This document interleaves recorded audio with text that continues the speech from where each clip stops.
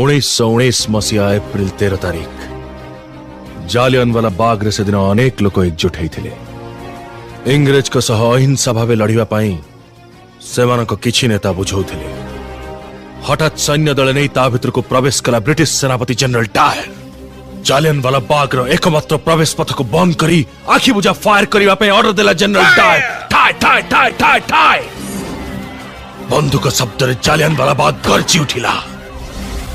प्राण विकल जी जुआड़े पारला दौड़िला। बुढ़ाटू छुआ जाए कहीं बात पड़िलेनी। ब्रिटिश गली रे पोको माची बली सौ सौ लोक टली पड़िले। जालियनवाला बाग रो माटी रक्त रे भिजी लाल है गला। ठीक तोरी परी पिला को एक कथा गभीर आघात देला। आउ सही पिला थिला उधम सिंह। रक्त भिजा माटी को से धरी शपथ नहीं थिला जनरल डायर उपरे प्रतिशोध नब।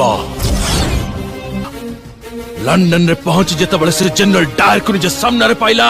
ए फिरंगी सेनापति डायर मु राम मोहम्मद सिंह आजाद जालियनवाला बाग रो रक्त भिजा माटी को मु मथारे मारी शपथ नहीं आसीची।